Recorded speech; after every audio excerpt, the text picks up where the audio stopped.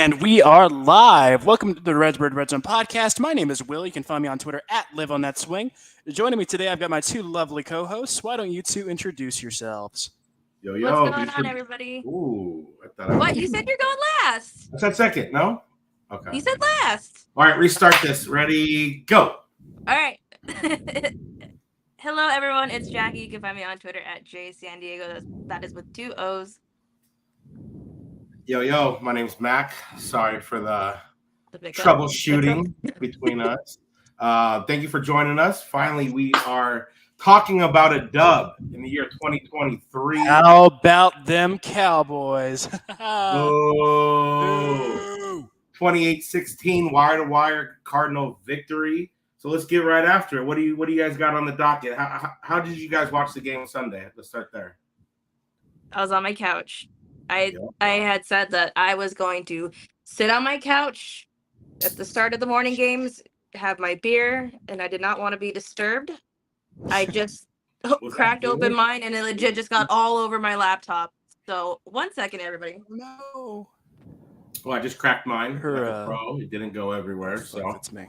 Cheers to everyone. Thank you guys for joining us. Will, how did your date go last week? Me? Didn't you have a date? I was trying to make it one later down the line. Okay. It's a long story. Let's not get into it. One of those, yeah. Had many of those. Did you watch the game on Sunday? It's funny. I had scheduled my day in a way where I was going to miss the first quarter, like no matter what, because I wanted to see a movie that day with a friend. So I thought, you know what, we're gonna get demolished. Why? I mean, I'm not gonna schedule my day around like this team. Sir. Pessimistic Will. Sir. Yeah. So I got back to my dorm around halftime. By the way, we saw Haunting in Oh no, Jackie's got some moon juice. Oh, we're about to get crunk. We're about to get crunk. Woo. I'd be getting drunk too if I didn't have class tomorrow. Because I actually got some Jim Beam last week, and that's doing really good for me. So I got back, and eventually I'm like, you know what? Yeah, I'm gonna watch, because I mean we're up 21-10. You know, we're probably gonna blow it, but I mean at least I'll have something to complain about on the next episode if we do. And we did not blow it, and I was so fucking happy. I was so fucking happy because contrary to popular opinion, I don't like to be a hater. It's fun to be a hater. I don't like being a hater. So waking up Monday morning with the afterglow of a Cardinals win, it was just so fucking nice. And it's funny. The guy who works the cash register at my one of the campus restaurants, he's a Cowboys fan. He saw me the next day wearing a Cardinals shirt, and he's like, "Oh, you fucker." Asshole. He was like, I don't know if I should serve this man. And we had a good laugh about it. But fuck, man. Just a colossal win on all fronts. Although I will say, and this is classic Will pessimism. We've been trying to, Dana. We've been trying to. I'm sorry. I just had to respond to that comment. It is very frustrating for the narrative not to be, wow, what a great Cardinals win, and more so it be, wow, what a humiliating Cowboys loss. And it's like, no, we fucking ruled that game. We did dominate that game, but exactly it's the national media. That's exactly what's going to happen. This was going to be a narrative game, and I love that week 2 they were the world beaters, the world champs, best team in the world, America's team, and now they're a bunch of frauds. So anytime we get to expose the boys, I, for one, am just beaming with joy. But real quick, I just want to... This is like the first time we've actually had people waiting for us to come on. So I just want to just shout out some of the people my family. in the chat. Thank you for coming on early. Thank you. Silverwolf AZ, Dana Robinson, Colby, Mikey. The gang is all here. Nick L. We appreciate you guys for tuning in. I know that Thursday night game, it's not much of a game. Packers getting whooped, which brings me some joy. Yeah, I got some baseball on right here. I need the Braves to score 1 run over these next 4 outs for me to hit a parlay, but that's not neither here nor there. But how do you guys notice that this week that the narrative about the Cardinals has kind of been changing a little bit? And we brought it up, Jackie. We brought it up multiple times already this season. When will this narrative change? When will it be we're not getting curb stomped by the media, every week it seems like. And it feels like this is really the first week where, people are giving praise to the Cardinals, going out there and doing what they did, that defense without Buda Baker and that offensive line, especially though, that was impressive as hell. So keep on packing these wins up. And we're going to start seeing a different change. You see Monty Austin after the game hugging all the players and everything. That, it was nice to see Cardinals Twitter actually being positive as one again. So, we got a tough test against the Niners this week. But I realized, Jackie, me and you never picked a winner last week. So we didn't. So we are still unanimous every week. Not ever picking against the Cardinals, even though I would have last week. I'm not afraid to admit that. But I have a good feeling about this Cardinals-Niners game. I don't think, the Cardinals have come out these first 3 weeks. They're not going to surprise people anymore, I don't believe. It kind of seemed like the Cowboys were a little, once they got hit in the mouth, they didn't know how to punch back. So that was a beautiful thing to see. And, I've said it since week one, physicality for a football team doesn't leave. That travels West Coast, East Coast. You're going to be physical as hell. You might not win every game. But, right now you have a quarterback who has yet to throw an INT. He's taking care of the ball. So you do little things like that. And, teams don't like to get hit in the mouth. And the Cardinals right now are proven to be one hell of a physical team that really we haven't seen around here, probably since the Arians era. The no-fly zone. And this is a team – and I wasn't able to say this during the Cliff here. This is a team that looks invested. This is a team that is behind their coach. I tell you what, this team wouldn't have been doing Gatorade showers for Cliff. That's for fucking sure. Despite what the national media will have you to believe, and despite what, people who, for whatever reason, have decided we're public enemy number one will say, this is a team that is behind their coach. This is a well-coached team, and this is the best. God help me. This is tough to say, but this is the most fun we've looked in ages. I'll say that. This is a very fun team. And, I thought it was going to be very fun to watch win or lose, especially the outing we had week one against Washington. I thought, okay, we don't have the personnel we want, but we're going to come out and we're going to play our asses off and be physical. And you love to see it. So, yeah, it's regardless of the wins and the losses, it's going to be fun to watch. Yes, home run. Sorry. It's okay. Yeah. But no, like Dana says, Petsing and Rallis are putting in the work and they're not collapsing in the fourth. So I think we're on to something. You kind of take the first two games to kind of get your footing because, they're first time coordinators in their role. So, they're new at this too. So they're figuring it out and we're starting to really figure it out. And I think we're on the verge of something really special. But, it all comes down to what we have as our roster.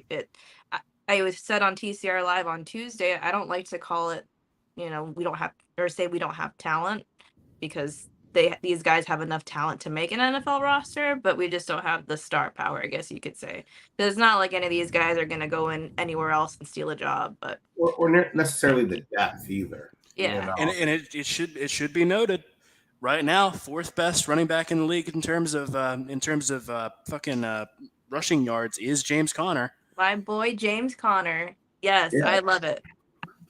And he seems like he is that physical presence on the offense, and like we've mentioned plenty of times, Kenyon Drake, he had to be reminded by his mother to run north and south. James Conner is never going to be that guy, and last year, I believe James Conner only had one, maybe two carries over 20 yards.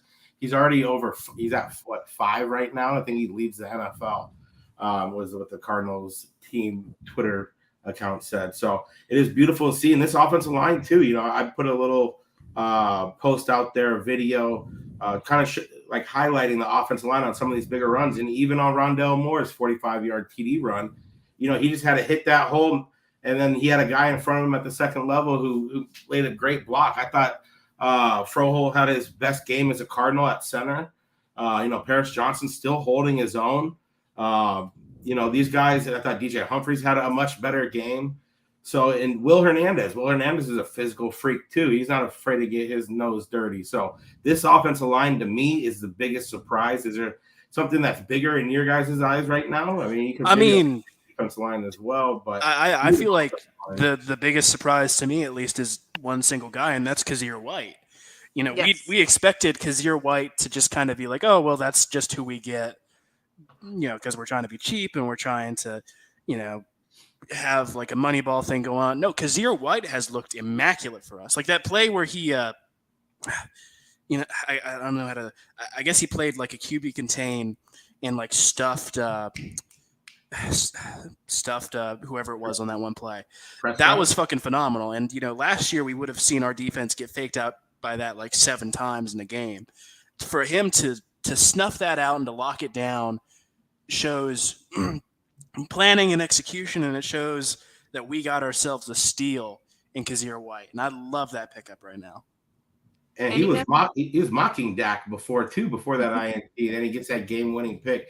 One thing about that last drive, real quick. Sorry for cutting you off, Jackie. No, you're good. You're good. Cam Thomas. He had a quiet game overall. He had 2 tackles. He ended up having 2 tackles on the day. One of them was a tackle for loss, I believe. But both were on the 2 plays before to set up a 3rd down where we saw that INT in the end zone to seal up by Kazir White. So shout out to Cam Thomas for stepping up big in a big moment right there, sniffing out the run. So, it's nice to see a lot of these young guys, Victor Dimukeji, stepping up, already having 2.5 sacks on the year.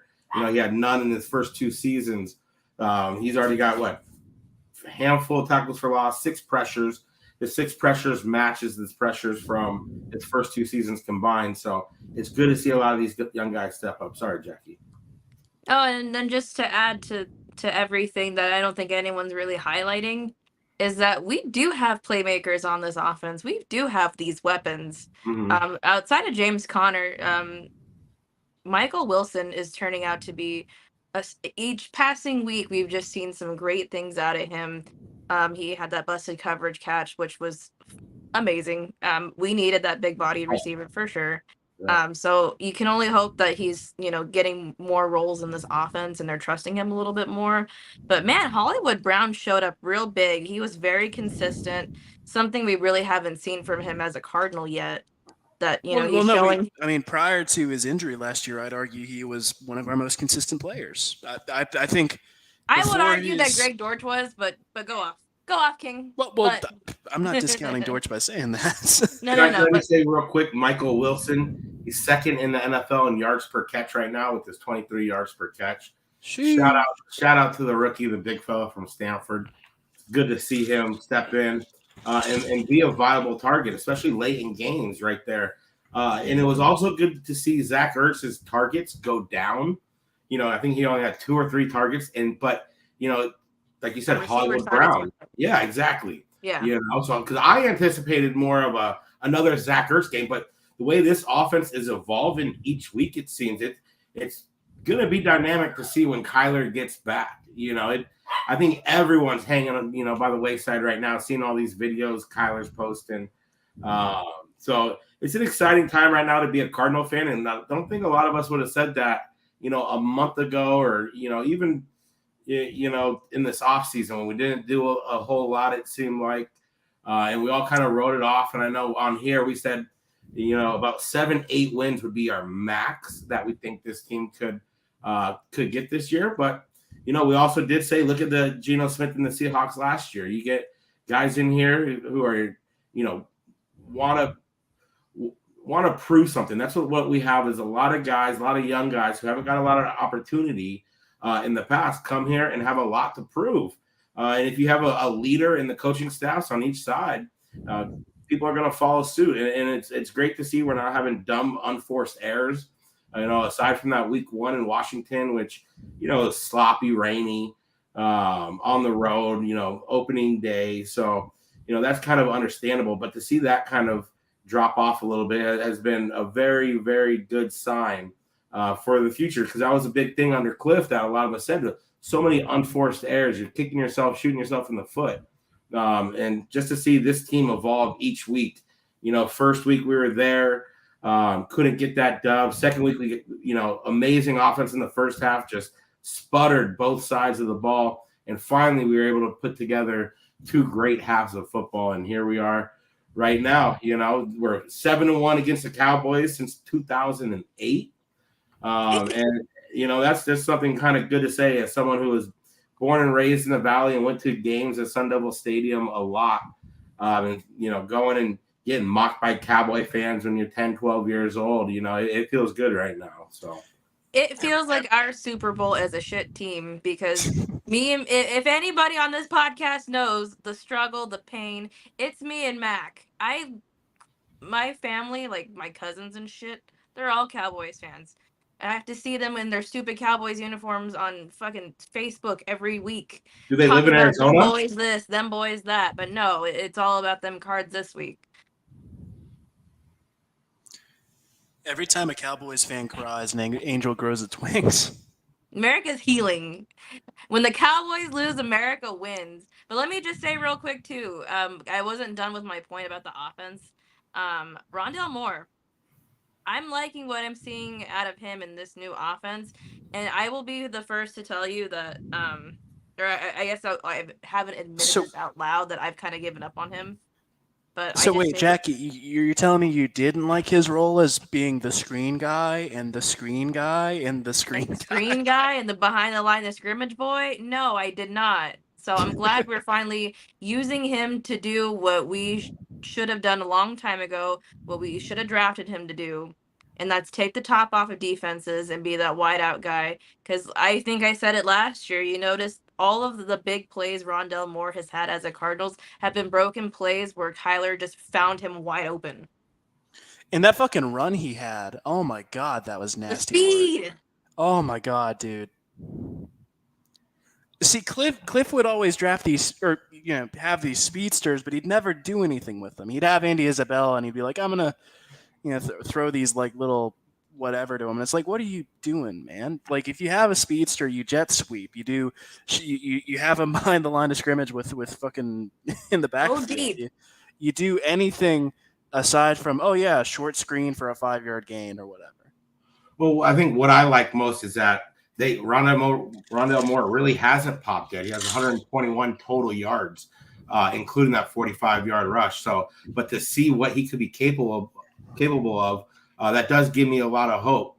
And see just the trenches in general. The Cowboys are known to have a crazy front seven. We haven't even brought up Micah Parsons being basically non-existent. Also, Micah Parsons talking mad shit about Josh Dobbs and the clackback he had after the game was fucking awesome. I'm going to start having a weekly – I'm going to start posting videos of – I better get out of the way now before Kyler gets back, but Dobbs darts where he's fucking throwing dimes against defenses. I was meaning to do that this week, but it was like 12:30 in the morning and fucking was kind of drunk and thought of it. I was like, oh, so I wrote that down. I have it in my notes right here. Dobbs darts. What did Parsons say? Will Parsons said we're not going to give him anything. We're going to throw darts at him. He better be dodging. So did you see the video of? He dodged, duck, dip, dive, and dodge. That's hilarious. But good for Josh Dobbs, man. He's deserved this opportunity, and we've talked about it right here. Like, this is his one chance, possibly, leading into it. So we'll take full advantage of it. And if he ends up being the Cardinal backup for a long time, so be it. If he's offered an opportunity to be a starter elsewhere, then good for him. But I think he's earned a lot more playing time in this league than he's gotten up to in his first 4 years or whatever in the league.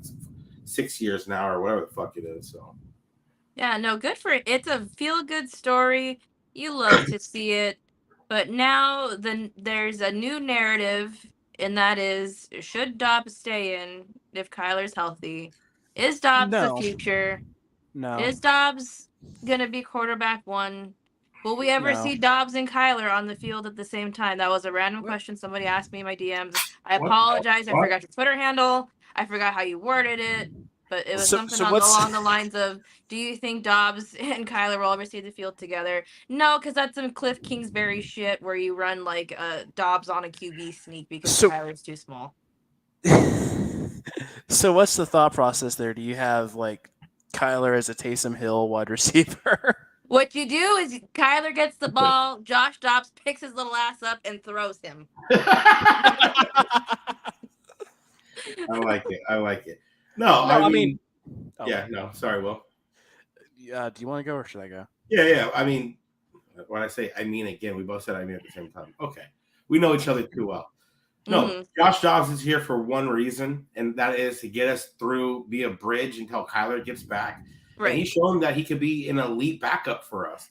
The way he's mastered this offense so far, and we talked about it last week, Jackie, how just visually his eyes across the scanning the field was a lot better last week.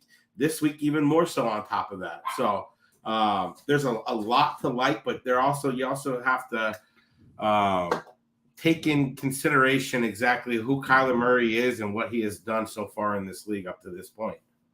Plus, I'm sure Petzing is calling plays designed specifically for Dobbs, where it eliminates the chance of a turnover versus what the playbook's going to be like for Kyler, because it wasn't there last year, and I kind of chalked that up to the offensive line a little bit, but the deep ball accuracy on Kyler Murray, which has nothing to do with his ability to scramble, that's all pure talent and arm strength. It's unmatched, and I don't think that's going to go away. But real quick, I just want to get to some of these comments here.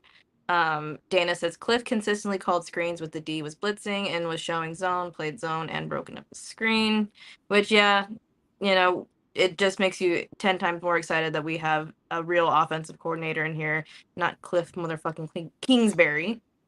Dobbs is doing much better than anyone could ever hope for, and he's right, and he's doing exactly what you want in a backup quarterback. Come in, win some games, game manage, don't turn the ball over, except for that week 1 in Washington. Shout out Derek. I took the bus here, so. Oh yeah, shout out Derek! Congratulations! Cheers to you. I will say, I want to get this out of the way. I want to give flowers to a guy who hasn't been getting any, but really should. His name is Autry Denson. He is our running back coach. James Conner on this season so far, and I know it's early, and I know it's probably going to average out eventually. He is averaging 5.2 yards per game, which is the most he has had in any season, and he is looking phenomenal right now. So we have to give our flowers to both James Conner and Autry Denson. And on that point, real quick, Cardinals had 222 rushing yards last week against the Cowboys. It's the most they've had in the game since 2020 when we beat the shit out of the Cowboys 38-10 in Dallas. So bring the Cowboys here every fucking week. We are good with that. We are good. Ain't nobody scared of the Cowboys. Ain't nobody fucking scared of the Cowboys. And on that note, I do. How about them Cardinals? How about them Cardinals? But I do have to name a big dick player of the game. Okay. And this was very hard because I felt like. Oh, another hard one for Jackie. These puns, I swear, she just makes them up as she goes. It was very hard because I felt like everybody on this team was letting it swing. Everybody had some kind of shining moment in this game. Oh, that's another pun. They're letting it swing. I feel like a Matt Prater award coming. As soon as Prater hit that 62-yarder, I thought, that's it. Big Dick Prater letting it swing. But no, I'm going to actually give it to the coaching staff. Okay. That's a first player of the week, though. Big Dick player of the week. Players of the week because Rallis had that defense roll. You can tell at the end of the game that the defense was gassed, but they gave it everything they had. They had those big stops in the red zone, 3rd and 4th down stops. Kaiser White came up with that big interception on Dak. We got a couple sacks. JG got his first career win as a head coach.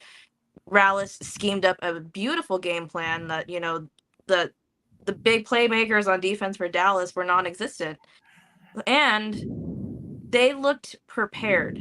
This team looked like they knew what the fuck they were doing, that they came in with the game plan, they executed on all levels, and this is how you win football games. You have a great coach that, takes a bunch. What I said on TCR Live is a bunch of Uber drivers. You coach them up, you get them rolling, and they win you games that no one tells you that you should win.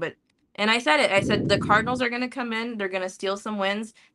And of all the wins to steal, this is the one to steal because fuck Dallas. And it should be noted again for people who aren't following the season or who are just coming in. This is not a team that was expected to do anything. This is a team that, again, was expected to pick number 1 in the NFL draft, and they're doing this. They're coming out every week and they're firing on all cylinders, and it's just it's really immaculate to look at this team and to see how they're doing after that whole offseason. It was a miserable and long offseason. But now we're here, and now we're 1-2, and I feel better at this moment than I ever did during the Cliff era. I just want to especially being 1-2. I just want to give out my first annual big clit player of the game. And Matt Prater, I know you're a big avid listener, so big leg, Matt, you earned it. 62 yarders. I posted a video. Laces were in. I don't think I've ever seen a 62-yarder laces in. Motherfucker's 40 years old. They had a side video of it, and just the way he like kicked it and his whole body jolted forward. I didn't post that video. I should have.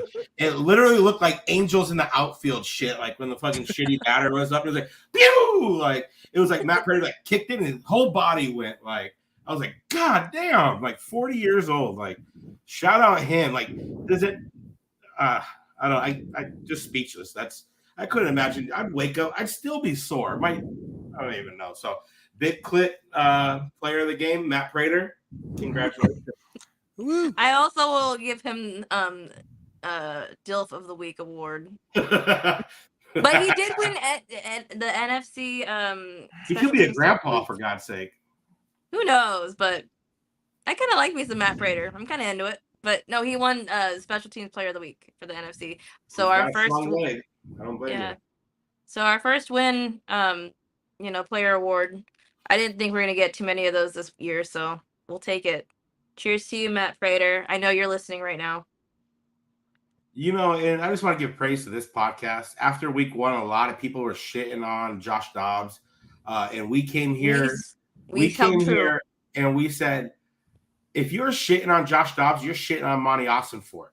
You can't be praising him for the shit he's done this offseason and this draft, and then come in here and give up on his idea to bring in this guy, this veteran who earned the job as the number 2 quarterback for the Cleveland Browns, to come in here and call him dog shit after a week where he had 5 practices under his belt, 2 weeks before he took a fucking snap with the Cardinals in an NFL game. Less than that, he got traded here. So just to see his growth, shout out to this podcast and these listeners. Thank you. Nobody was on here calling him dog shit in the mentions or anything like that, even though I felt like my whole timeline was looking like that. So I had my moments where I was frustrated with him, but Will in our group. Yeah, we know we don't include you. We don't include you. Will, our resident pessimist. No, we'll never throw you under the bus. Just we'll throw all the other people. Let me just real quick. I wrote down some things. I take notes now because I'm trying to be a little more professional. Let me just point out some key things here. Fox turned the Chiefs and Bears off. So they turned off Patrick Mahomes. They turned off Taylor Swift and Travis Kelce to turn on our game because we were giving it to the boys. The Cardinals should be noted. Travis Kelce, luckiest man in America. Anyway, continue. Debatable. Anyways, the Cardinals kept the lead the whole game. We had no turnovers. It took Micah Parsons to the third quarter to get a sack. Took the Cowboys 25 minutes to score. We scored, I think, on every possession in the third half. Don't someone do the math for me. There's a third half? I'm sorry. The first half. Sorry. I can't talk. I can't. You know what? It's that moon juice. It's that moon juice. It's not the moon juice. It's just that my handwriting sucks so bad that I can't even read it. It's the moon. I've had moon juice. Your eyes are just fucking being bobble-eyed right now. You can't read your fucking shit no matter what. It's fine. No, but those were just some interesting things that I noticed in this game. That it was it wasn't just a bullshit like the Cardinals just Cardinals and pull it out of their ass at the last minute. It was a very dominant, convincing win, and it got the national attention. And, as much as the national media, ESPN, all the talking heads are going to say, well, what the fuck did Dallas do wrong? Typical Cowboys, they're frauds. They are starting to give us our flowers a little bit and say, you know what? Arizona is going to come out. They're going to play tough, and they're going to surprise some teams. I mean, Oh, go ahead. No, sorry. It did kind of suck seeing a lot of people because, we have been at halftime of games. We've been able to be right there. Obviously, last week or the week before against the Giants, we gave that big lead. So, a lot of fans saying, not going to be fooled by that first half. Like, this was coming. This team has shown from week 1 to week 3 in a short amount of time to be able to lock in, and Kyler Murray said it, today or yesterday, the attention to detail is something that, we definitely lacked in the past. So it's nice to see. A lot of people made fun of Jonathan Gannon, but I'm happy as fuck for Jonathan Gannon. Get that first victory out of the way. And that's what made me so upset about last week's, loss. Sure, a loss sucks. But you can rationalize it at that point. When you're 0-2 and the Texans are 0-2 and you got both those picks, you can rationalize it and be like, that's fine at the end of the day. But, a head coach is never coming into the league gonna tank. Never, ever, And so for him to be up 20-0 and then, his team blow that, like, I felt that, like that, that's got to suck. You're right there. So instead of, the Cardinals laying over and rolling over against, a good Cowboy team, just very happy for, and you saw how happy Austin Fort was after the game as well, too. So that was, it's great to see, the buy-in all around in this narrative, that you win games, narratives are going to change. If we go if we went 1-16, 0-17, people are, Cardinals are a punching bag, an easy target. You come up and you find a way to get close to 500 in your first year here. There's going to be a lot of talking heads who are going to be fucking, biting their tongues. Just look at Mike Florio. What do you have the Cardinals at 21 this week now? You stupid son of a bitch. Yeah, eat shit, Mike Florio. Yeah, no, as far as I'm concerned, there are 2 contenders and 2 contenders only for that number 1 pick, and that is the Bears and that is the Broncos. Jets could be right there too. The Jets need to trade for Josh. Give us a King's ransom for Josh Dobbs. But the Jets play enough bad teams this year that I can see them eking out some wins, because they still have on the schedule. They still have the Commanders. They still have the Texans. They still have the Raiders. Right, that's fair. And they still have the Broncos. That's fair. I just don't. If Zach Wilson's your quarterback, I don't think you're going to beat any of those. Well, no, because you did you see who they signed? They signed Trevor Siemian, who, as we know, that changes everything. That's a clear sign of tanking. You know what? If the Cardinals were going to tank, that's who would have been our quarterback, not Josh Dobbs. We beat the tank allegations. We're not fucking tanking. Well, no, if we were tanking, we would have traded like a 7th rounder for Nathan Peterman. That motherfucker ain't even with anyone, is he? I think he was at the start of the season. That's a guy who he must just be like a great culture guy for him to be like signed to every team these days. And another thing about... Oh, wait, no, he's the backup for the Bears. Oh my God. Hilarious. That is fucking hilarious. You know what? Wheel his ass out there. Maybe they might get a win. Let me just get to some of these comments real quick. Dana says, really good TV school on Dobbs, which I've been meaning to watch. I might watch this after this pod. Breaking down footwork in the game and how it contributed to minimizing Parsons' impact, which, Micah Parsons thought he was going to eat, and he was a non-factor in this game. Will, you're breathing so hard, you're getting my dick hard. Please. Colby says, love the clip of Monty hugging each guy coming off the field, which that is some shit that Kime would have never done. And it just shows like the morale is there. The camaraderie is there. It was so beautiful, and it's such a great thing to carry over the momentum into San Francisco, which is going to be a very tough matchup. And then shout out Rashad. I watched the pod earlier. You guys are doing some great stuff over there at the Cardinalytics. Hey, throw that pod shout out at. I couldn't find it anywhere. Do they have a Twitter account? Cardinalytics. I don't know if they have a Twitter, but it's Cardinalytics. I look on Twitter is their pod. Definitely check it out. Some East Coast Cardinals fans doing great things. Our boy Corey, who we had on the past couple of weeks, is on there. Our boy in the group chat, Kyler Murray's burner, aka Jake, he's on there. They're doing some great stuff. He says, if we win this week, we're gonna have to ban me from X, which is true, because I'm about to be the most annoying bitch on the planet if we can pull this off. I might fuck around and buy me a Josh Dobbs jersey if we win this week. Ooh, you probably, yeah. Also, everybody Venmo me some money so I can buy it. Hey, you got a boyfriend now. He could do that. Shout out No, Colby. Thanks for tuning I'm in. not. This, by the way, I borrowed. This is a Buda Baker jersey, the black ones. I borrowed this from my nephew. He got it for his birthday, so I'm just stoked that I could fit into kids' jerseys. So it'll save me a little bit of money. Nice. This is my Larry Fitzgerald Super Bowl jersey. I fucking wore the shit out of it, but it is what I was wearing on Sunday, and we got the win. So I figured I will wear it today. It was. I guess I should. It was what I was wearing Sunday when we had company over. You know, when you have no company over, you know, you want to be as comfortable as you are. But when you're wearing boxers or a G-string and a jersey. Hey, did you see that fucking the 49ers fans dancing around in that quote tweet I did today? Take a look. Cardinals by 50. You're gonna be disgusted, but maybe be so much G-string? Yeah, it's pretty close. It's a lot of gangster looking Niner fans getting a little too freaky if you get my drift. I mean, they all got clothes on and shit, so you don't have to be like NC-17 or anything. But I'm gonna say something that's gonna have you guys worried.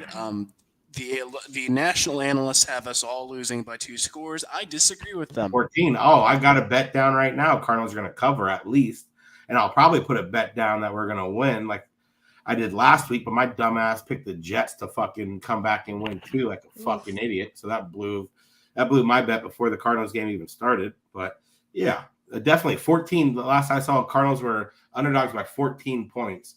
The way we've been playing, I think it's going to be another game that's going to come down to the second half. And at the end of the day, the Cardinals have shown to be very fundamentally sound and physical. And the Niners are probably the most physical team in the NFL. So I'm really, really looking forward to Sunday.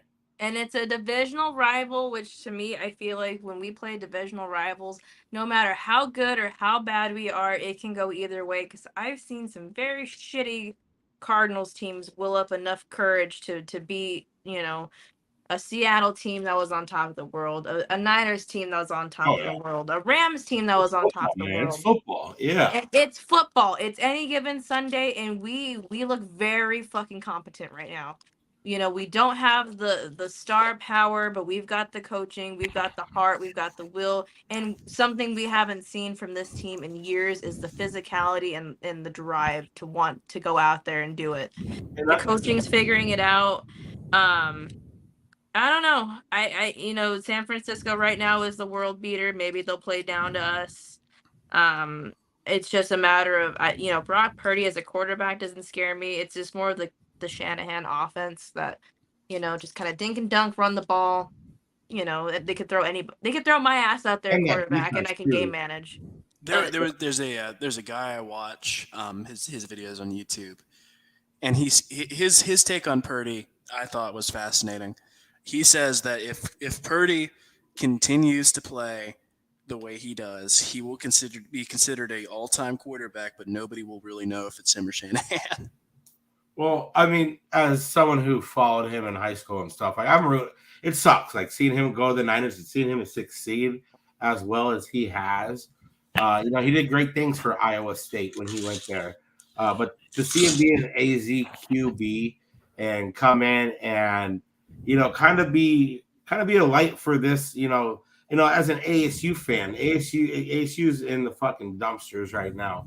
But to see, like, you could be a high school kid here and you can come in, and you could be a fucking starter on, an NFL team, be the last pick of the draft. Like, it's a good story and everything, but I hope we fucking crush his ass this week. Yeah. Like, and I do want to give a shout out to our DBs. It wasn't perfect by any means, but it was better than the second half of the Giants game. You hold CeeDee Lamb 4 catches, 53 yards, no TDs. I know Gallup kind of broke out a little bit, 6 for 92. But overall, Keitrell Clark, he's still playing physical as shit. To see him still coming up there and not being afraid, even if he's getting picked on a little bit, he's coming up there and he still has some attitude. And Marco Wilson, I know Marco probably didn't have his best game that he wanted to have, against the Giants for sure.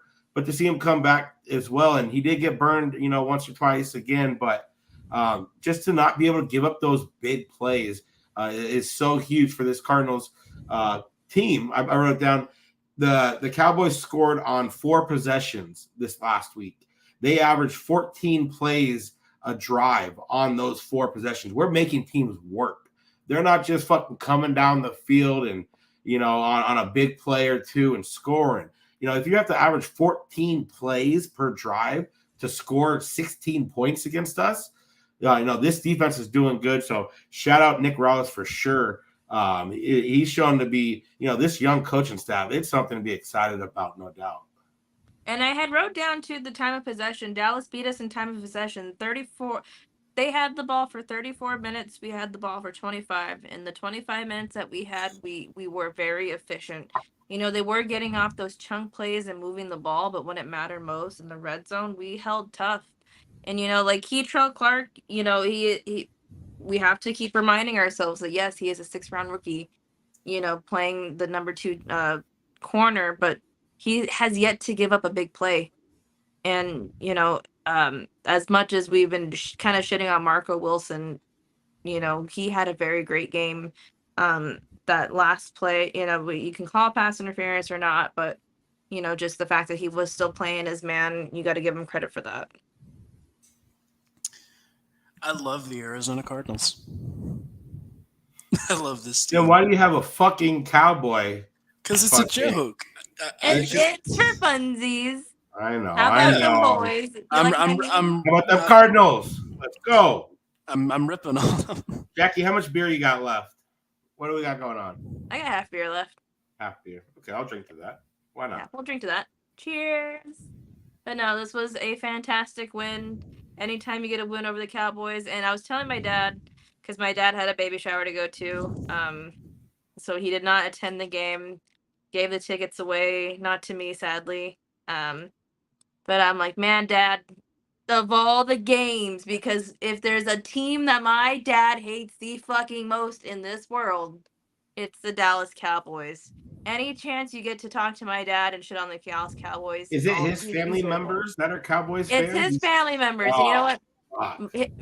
My family originates from Texas. My dad actually was a Cowboys fan before we got the Cardinals, and he switched up. But it just brings him like immense joy to fucking beat the Cowboys. So of all the games for Pops to miss, that was the one, and that sucks. But you just love it. I don't like to talk a whole lot of shit because especially we don't have a whole lot of shit to talk as Cardinals fans right now. But man, was I talking some shit. Because I've got a lot of friends that are Cowboys fans, and I'm like, you guys are fucking frauds. World beaters, my ass. Typical Cowboys, your quarterback sucks. We didn't have Trayvon Diggs, it didn't matter, we're beating you on the ground. We didn't have our offensive line. Shut up. Dak sucks. Dak sucks. No, when we dominate you in the trenches, just lick your wounds, get the fuck out of there. But real quick, I wanted to mention Josh Dobbs is top 10 in passer rating and QBR this season, which is something that if you would have bet on earlier in the year, you'd be a really rich man right now. It was not on my bingo card, that's for sure. But we were believers from the jump, Mac. We knew that Josh Dobbs, just give him time. I didn't know, but it's like you got to give the guy the opportunity to actually fail or the opportunity to succeed. And when he's only here for 2 weeks against, Washington, if that beforehand, that you're putting him in a position to fail right there. That so many NFL QBs would fail in that situation on the road in inclement weather. But you got to give, him at least time to prove that he cannot be the guy, so good for him. And another guy, I'm really, really fucking happy about, who we talk about seemingly every fucking week. How about Dennis Gardeck? Yes. You give him another sack. He's top 10 in the league in sacks now. Undrafted guy, one of the longest tenured Cardinals. Worked at McDonald's. Don't forget that. There we go. Flipping burgers. Yeah. So, that guy probably rode the bus just for the fuck of it. He had to ride the bus. He was working at McDonald's. Poor guy couldn't afford it. Right? So, already, last year through 14 games, he had 22 solo tackles, 2 tackles for loss, 1 sack. He's already got 4 tackles for loss, same amount of QB hits as last season, 5. 1 sack last year, 3 sacks this year. To to be given a little bit more of an opportunity. You know, we talked about it last year as well. I know he was coming off, I believe he was a little bit banged up the year prior, but he never really was given that, you know, many opportunities. And what I've noticed from this Cardinal, you know, from Nick Rawls, is he's not running a lot of guys out there 75% of the snaps, especially as pass rushers. He's, you know, letting them be fresh. And, you know, we're seeing it like Victor Demikaji. God damn, cores are fucking catching up to me. But to see, you know, a few of these guys now who have been here for a couple years step up and show that, you know, unlike Vance Joseph not giving them the opportunity, Vance Joseph's just going to ride his guys no matter what, because Vance Joseph, it's the system. And I can't believe we've gone, 45 minutes or whatever without bringing up 70 fucking points Vance Joseph gave up this weekend. So I think as all Cardinal fans, I think we are all grateful today that Nick Rawls is our DC. And it's nice to see. And not Sean Payton as our head coach. And it's nice to see a lot of these young players step up. So it's an exciting time right now. I just can't get over it. Like, I'm excited. Like, I feel, work can suck a lot, but, I try to do a lot of studying for this. I was up till 12:30 2 nights ago, just looking at tape, going over and over and over. And just yesterday, trying to write down a lot of stuff. So we know, aside from what a lot of people might think, we put a lot of work into this podcast.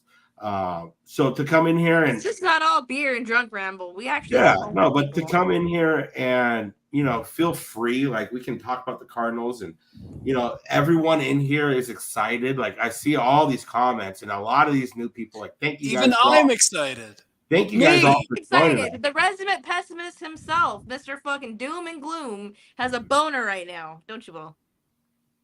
I mean, I don't know about Will, but he keeps breathing hard in my ear, so it's true.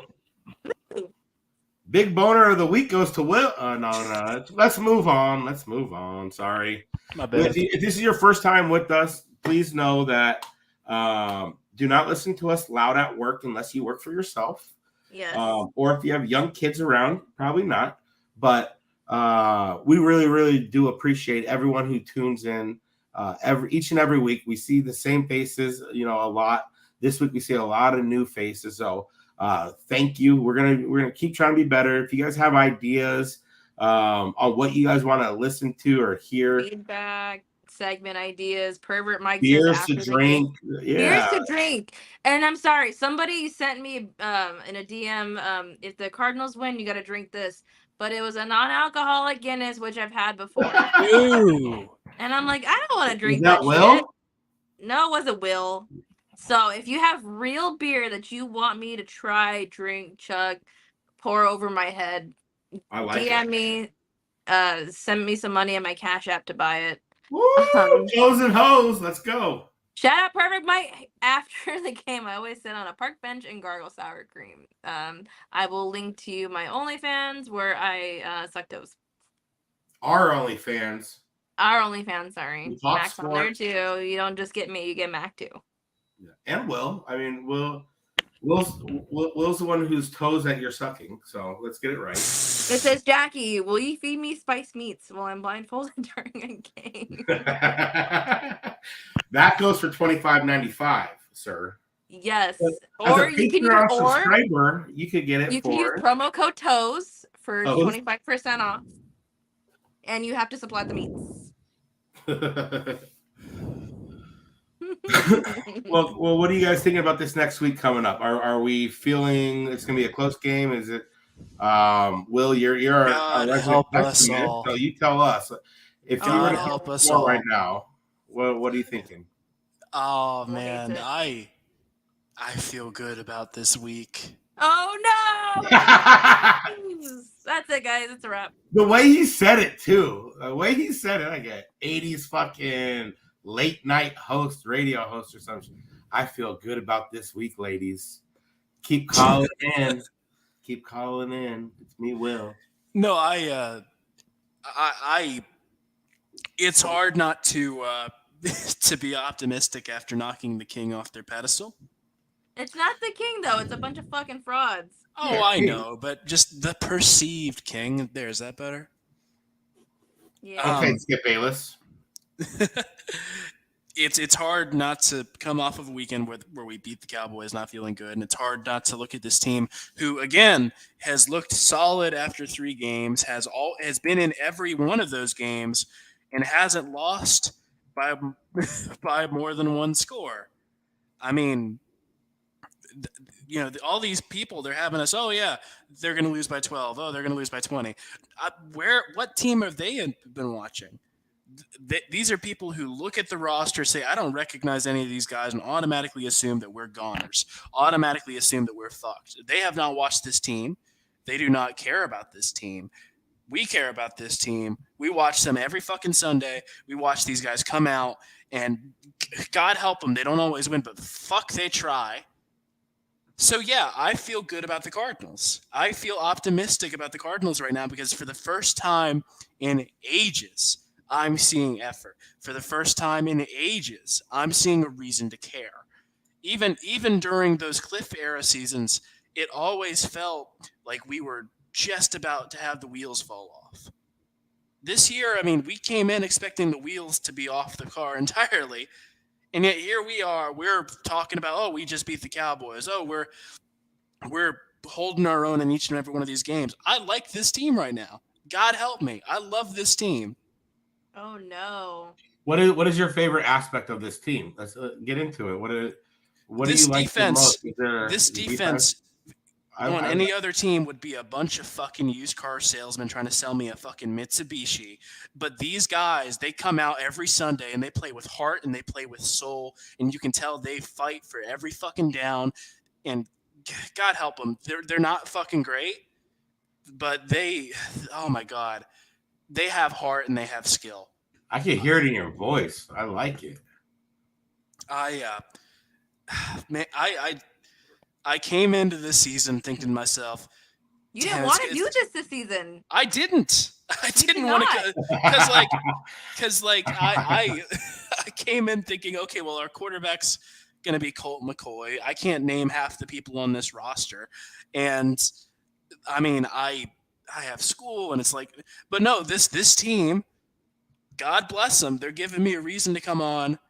Not every Thursday because, college tings.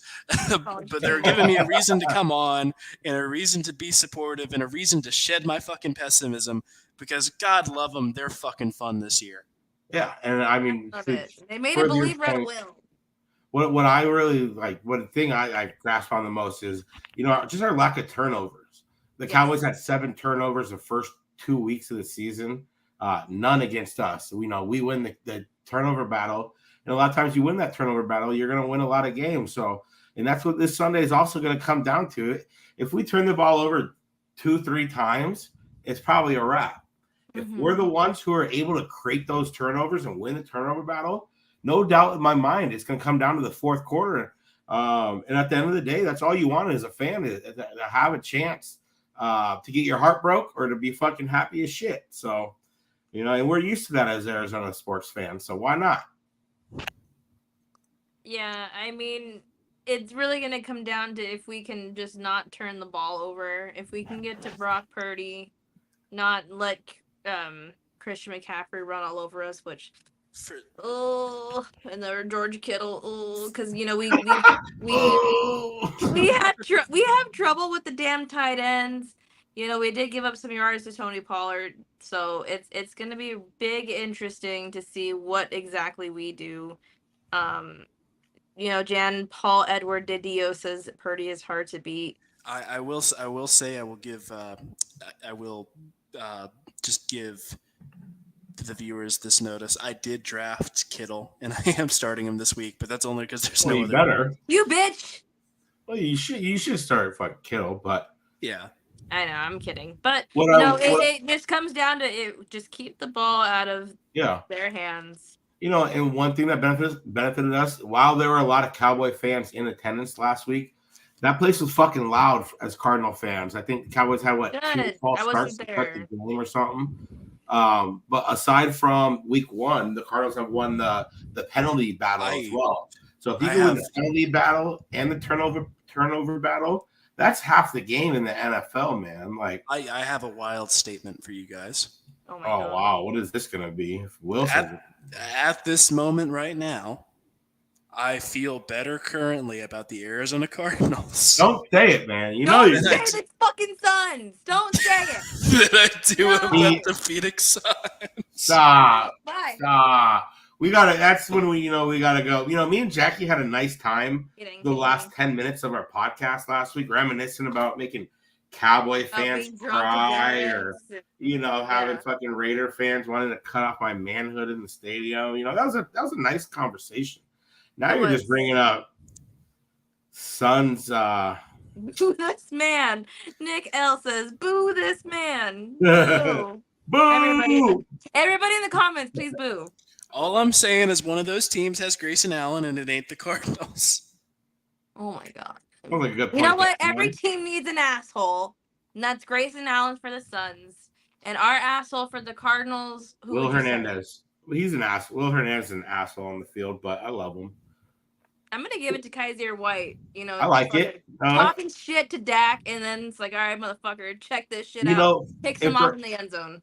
And for Kaiser White to come in here and be the leader, because don't get it twisted, this is his defense right now. Buda Baker's not there. He doesn't have to share leadership on that defense right now. He's the one fucking with the green dot on his helmet.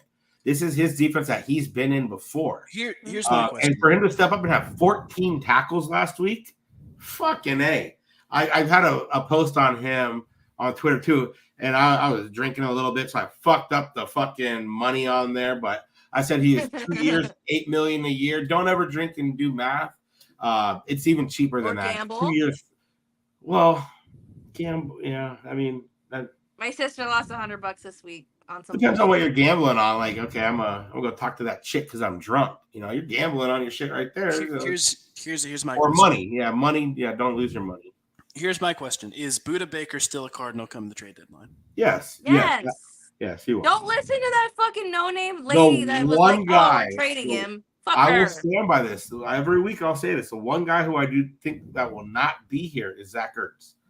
He's up at his contract's up after this year, a veteran guy. If somehow we're maybe in a playoff run, then okay, I can see it. But you want to give Trey McBride as much run this second half of the year because I think he's earned it too. These first 3 weeks, he target share isn't great, but he's coming down with catches, and I want to see more of Trey McBride.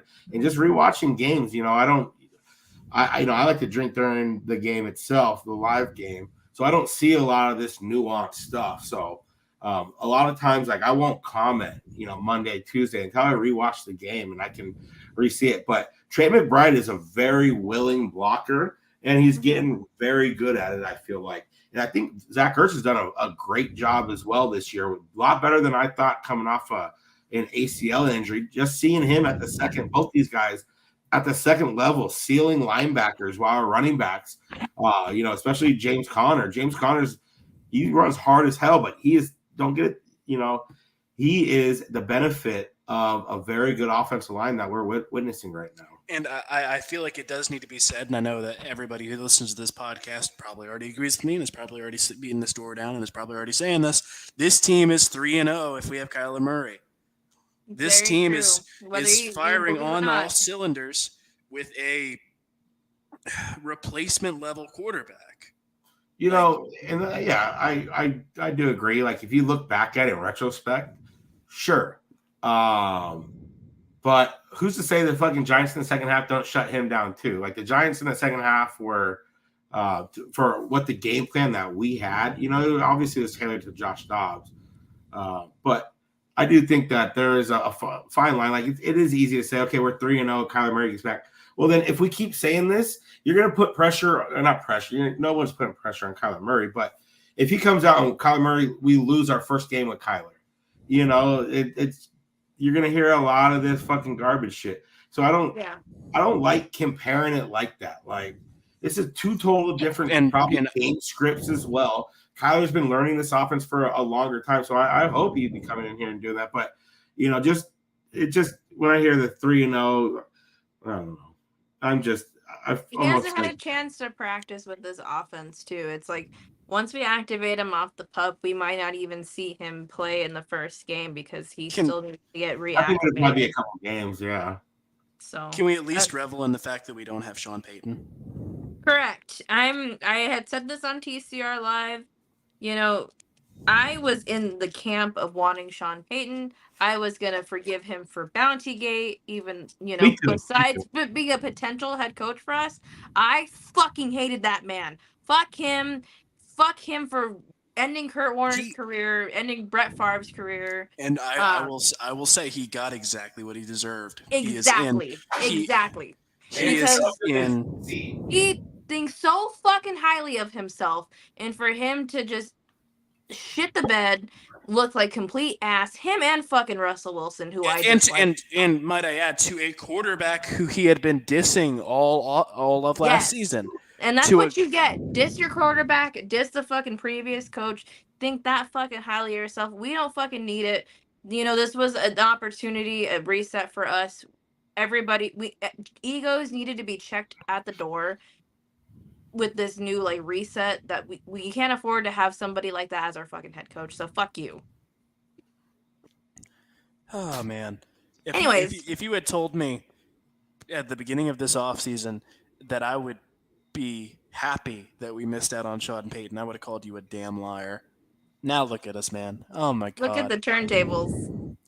Who would have thought?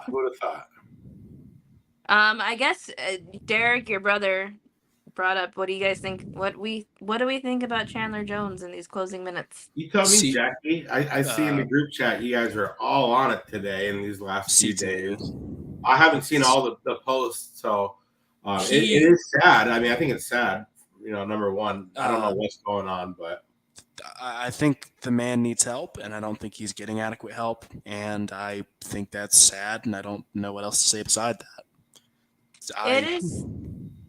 Yeah, he wasn't like that with us, and then he gets traded to the Raiders, just has a quiet year, and then just comes out of left field and is having a mental health crisis publicly. I mean, it's very sad to see. CTE's no joke. I mean, that'll destroy your body. It'll destroy your mind. It's easy. It's like someone who's on some drugs as well. And he's talking about strip clubs in Vegas and to any capacity. His brother's like that. John Jones, had this very lucrative career as being the best in the world and just kind of blew it because he fucking did drugs, and it's just hasn't been the same. But I mean, that's again another contact sport where you're constantly putting your body on the line, constantly putting your mind on the line. I mean, there was this thing that was said about Hernandez, after he died. They did the autopsy on him, and they said this man has a brain comparable with a 87-year-old dementia patient. Football will destroy your mind. Yeah, and that's he said Chandler Jones is going in about how Aaron Hernandez was killed on purpose, and this and that. So by the Raiders head coach, I'm sure.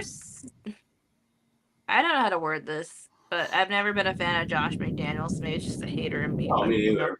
Part of me feels like maybe some of it is actually true. I don't think that Josh McDaniels killed Aaron Hernandez, but I don't know. It's a sad situation. I hope he gets. Is he throwing Larry Fitzgerald under the bus? I really don't believe anything coming out of his mouth, to be honest. And it is sad, man. As someone who was one of the best Arizona Cardinal players, to see him have his best years in the NFL, and just to see his mind gone, it's scary. It really does make you wonder. Do you want to have your kids play contact football? We all love this sport.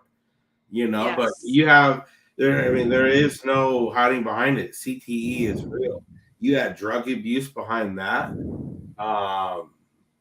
It's sad. It sucks. I knew we were going to talk about it, and I didn't really want to touch on it because it's hard. Your brother brought it up. I know. And Colby said in the group chat, this motherfucker's posting video or pictures or screenshots of his teammates' phone numbers on fucking social media. There's something seriously wrong with him, and I hope he gets help. But as someone who in the past, has had addiction problems. You can only have help if you want help. Exactly. So it just sucks that he's in the light he's in, and we're all able to see this. And it is like an A/B situation, like Antonio Brown. But so yeah, not to get you guys down on a down note. But should we do predictions for the week? I'm just let's do some predictions just to kind of lighten the mood before we head out. If you guys have any predictions, we thank you for hanging out with us. We appreciate you. Should we just do Cardinals prediction, or should we go around the league? We're already around the league. Okay. Because there's one particular game that I want to pick specifically because I think it'll be fun. All right, let's be quick with it. All right. Let's have some. I was gonna say let's have a fan fucking come in, but let's just do us three. Let's do it. All right, at 6:30 a.m. Arizona time, in London, England, we got Falcons, Jags. Who do y'all got? I'm going Jacksonville, even though they're only 1-2. I think they'll go Falcons. Okay. I mean, it's a Jaguars home game, so I'm going to say Jaguars. It's in London, but yeah, I think that Jacksonville's. No, I know it's in London, so it's a Jacksonville home game. They've always had better success. And, yeah, they've struggled a little bit for sure these last couple of weeks, but yeah. After that, at 1 p.m., you got Dolphins, Bills. Who do y'all got? Dolphins. I'm on the hype train. I love me some Mike McDaniels. I'm going Miami as well. I got Buffalo. I think. I don't know, man. I don't know. Okay. After that, we got Vikings, Panthers. 2-0-3 teams. Who we got? Who's the bigger fraud? We got suck and stink. All right, let's go Vikings. I am going Minnesota as well. I think they're just a little bit better than Carolina. Andy Dalton put up some numbers last week. You live in Carolina. The Vikings are cursed, so I'm going to say the Panthers because I think we're overdue. After that, we have possibly the worst game ever put on television. I'm surprised this is even being allowed to air. Broncos, Bears. Who do y'all got? I got to go Denver. I feel like their offense has been okay, and the Bears' offense has just been absolutely anemic. I will also say Denver as well because I feel like the Bears are a dumpster fire right now, and it's not being put out anytime soon. I think it's going to be ugly. I think it's going to be low scoring. I think Chicago wins. Of course you do. After that, shut up. After that, we've got Ravens, Browns. Who do y'all got? I'm going Baltimore, even though the Browns D has looked very good, and Deshaun Watson probably had his best year or best week of his Browns career last week. But I'm going Baltimore. I'm going to say Baltimore as well because I can go for some Maryland blue crab. Baltimore. Ooh, fuck. Don't tease. Yeah. After that, we got Steelers, Texans. Who y'all got? Will, did you pick Baltimore? Yeah. I am going to go out on a limb and say the Texans because I have a friend that's a Steelers fan and fuck him. Ooh. Not a big friend then, I guess. Not a good friend. Actually, it's not really a friend, but yeah. Feel me. Some asshole I used to know. Some asshole I know. Yeah. Right. I'm going Pittsburgh. What you got, Will? That Steelers offense looks anemic, and I don't know, man. Nathaniel Dell's been looking really good for the Texans, so I'm going to go Houston. What did you call him? Isn't that his name, Nathaniel Dell? Okay. After that, we got Rams, Colts. Who do we got? I'm going to go the Colts. Is Anthony Richardson playing? I think so. He's got projected points on my fantasy team, so I think he's I'm gonna go Rams because Jack and I have a lot of these answers. Similarities. All right, you got to be the outlier. Up a little bit. Big Rams fan. I mean, the offensive rookie of the year campaign for Richardson will continue. I think the Colts start 3-1. After that, we got Bucks, Saints. Who do y'all got? I'm gonna give it to the Bucks. I'm going Saints. their defense. I'm here. You know won't what? get I it. am This is gonna be a here close for the game, Baker though. Mayfield revenge arc. Yeah, I don't hate it. I think, and he goes by Tank Dell, not Nathaniel. No, well, but it's fine. No, you're good. Okay, whatever. No, you're good. I just want you to be in. You're in college, man. You should know these things. Like I'm the old head here. I'm gonna go with the Saints here. I'm not entirely sold on Baker at the moment. Okay. After that, we got the 2-1 Commanders. What the fuck happened there? And the Eagles. Who do we got? Eagles. I don't know how you could go against Philly. Eagles Sam fucking Howell on the other side. Eagles by a Billy. Even though, can I just say that fucking Josh Dobbs has a better QBR pass rating than Jalen Hurts right now in both categories? Well, yeah, because Jalen Hurts. Because he's doing the tush push every play. And you know what? I'm in a fantasy football league where we have independent defensive players. I have Hassan Reddick. He has 0 fantasy points through 3 weeks. You get you get a point for tackle for loss, obviously a sack, or even just a solo tackle. He has not one solo tackle all year so far. That's pretty brutal. This next game is pretty abysmal too. Bengals Titans. Who do y'all got? Bengals. Is Joe Burr playing? Yeah, he is. I believe. I'm going to Cincinnati. Yeah, I can't pick against Teddy Burr. Yeah. So, even though it's not looking very good right now. The Bengals. Okay, cool. That Bengals team looks abysmal, and I know the Titans aren't great either, but I don't know. I just don't trust them right now, and I'm going to go with the Titans. Oh. With DeAndre Hopkins, who has less receiving yards than Mike Wilson? And, DeAndre Hopkins has not let us know that. He's been very quiet on the matter, and he hasn't had nothing to say. I just say, like, that motherfucker, post and delete shit more than anybody other than maybe Chandler Jones. What's that about? You, talk shit and then you just delete it? Like, pussy. Yeah, exactly. Like, what the fuck? That makes no sense. Own your shit. You're a fucking NFL player, man. People are going to have your back. Talk that shit. But you're going to delete Run that shit, dog. Yeah. Fuck. If you want to fight Kyle Odegaard, then do it. Mac, who you got? Oh, I got Cincy. All right. After that, we got Raiders Chargers opening up your later slot for the day. Who do you got? Chargers. Yeah. I feel like that's still going to end up being a close game because the Chargers seemingly can't ever really blow anybody out. And they love finding ways to lose games.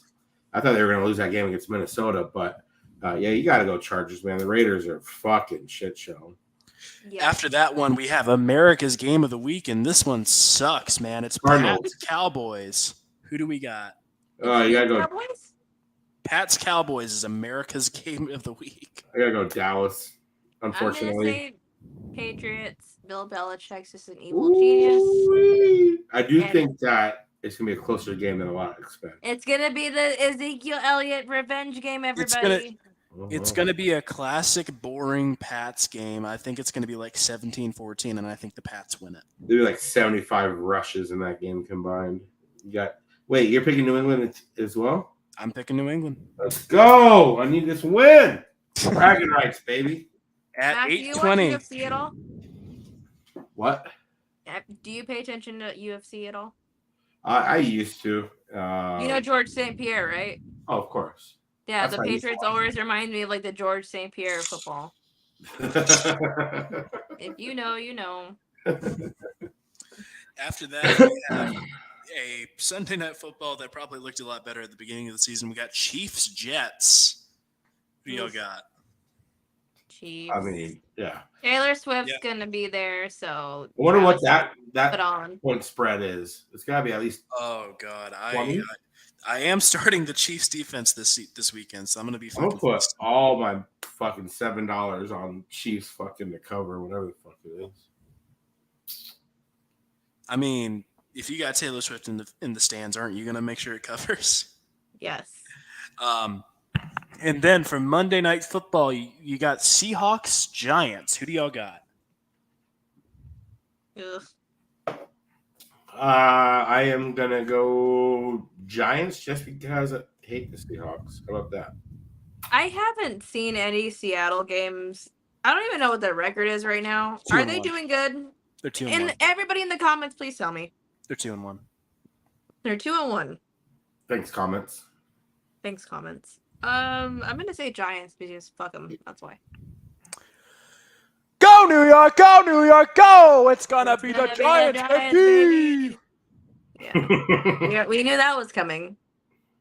And all of this leads us to. Wait, Will, did you say you wanted to talk about one game specifically? What game was that? It was Bears Broncos. Oh God, you disgust me. The shit bowl. And all of that leads us to Sunday at 4:25 Eastern. Ooh, 4:20. 1:25 Arizona time. Your Arizona Cardinals versus the kombucha drinking, the acai bowl eating, the fucking Santa Clara living San Francisco 49ers. Who do y'all got? Go AZ, go AZ, go! Go Cardinals! I am going to predict a win. We are going to win 23-20. Because I believe, the biggest thing is I believe in this defense now, which I didn't think I was going to. And that was a big thing that Jack and I talked about last week, is if you keep the game close and if you can hold the Cowboys to, under 25 points, you're going to have with what we've seen out of this offense and this running game, this offensive line for the most part, you're going to be in this game. So why fucking not? Let's go. 23-20, big clip, Matt Prater coming through in the clutch, I think. Let's go 63-yarder. Matt Prater laces out this time. What do you got, Jackie? Who are you going to have? I'm also going to say the Cardinals just because I put it out in existence that if the Cardinals win, I will buy a Josh Dobbs jersey. Wow. So, and that I hold me to it. If the Cardinals pull this off, I will in fact buy a Josh Dobbs jersey. So I'm going to go 27-24 Cardinals. Ooh. By the way, if anybody that lives in the Valley ever wants to meet up for a away home game somewhere with alcohol, if you want to buy me beer, let me know. Ooh, I don't know. Because I'm not doing shit on Sundays. But by the way, if you are familiar with the Westgate area, Chicken and Pickle is the move because it does not get very packed. That is a new pickleball place that just opened up. But yeah. Wait, Chicken and Pickle is a pickleball place? Yeah, it's a think of Top Golf. Yeah, they do have fried chicken on their menu, but think of Top Golf, but for pickleball. Oh. We went there the first game of the year. We had a good time. I mean, my family played pickleball, but I wasn't paying attention to that shit. But they have a lot of TVs, a lot of bar, a lot of fun. So Chicken and Pickle is the move. Cardinals, Never heard of 31. Wow, this is not good. 49ers, 23. Uh-oh. That's not good. We're all picking the Cardinals, folks. Bet San Fran, unfortunately. Anytime we all pick the Cardinals, it never works out. So, especially if I'm high on them. Our resident pessimist high on the Cardinals. Everybody. Chicken and Pickle sounds fire. I do like chicken and I do like pickles. But yeah, no, Chicken and Pickle. That's the move. Their food's good. Drinks are good. Service is good. Check it out. Well, thank you guys all for still being here. You guys are amazing. I know. Dana Robinson, Rashad, Derek, fucking Mikey. I don't know, Silver Wolf still in here. Colby, shout out all you guys. Thank you. Yeah, you guys are awesome. We appreciate you all. Yeah, and the more you guys interact with us, like it makes it go by a lot quicker. And it's a good time just to be here and talk about the Cardinals. I was talking about something that we thought might have been a rough year heading in. Like, we're not afraid to say it. I think we both predicted 5-6 wins on the year. With the max maybe being 7 or 8. But to be here right now, 4 weeks in, and think we defied all odds last week. What the fuck says we can't do it again? Even though I do believe the Niners are a better team. It's just a fun place to kind of be here and come every week. And thank you, Will and Jackie. Without you guys, I don't know what the fuck I'd be doing right now, but appreciate both of you. Yeah, probably doing some pickle and tickle stuff for sure. Chicken and Pickle. All right, y'all. That's our cue to close it out, Will. I'm excited for this team. God help us all. Anyway, this has been another fantastic episode of the Redbird Redzone podcast. My name is Will. You can find me on Twitter at LiveOnThatSwing. And I'm Jackie. You can find me on Twitter at JSanDiego. That is 2 O's. Hit me up in the DMs. Let's meet for a drink. Yo. I'm Mac. You can find me on Twitter at AZSportsFiend. That's FIEN. Take a look at my Twitter account if you want to see why the Cardinals are going to win by 50 this week. Gotta love this team, man. Go Cardinals! Peace. Later. Bye. And cut.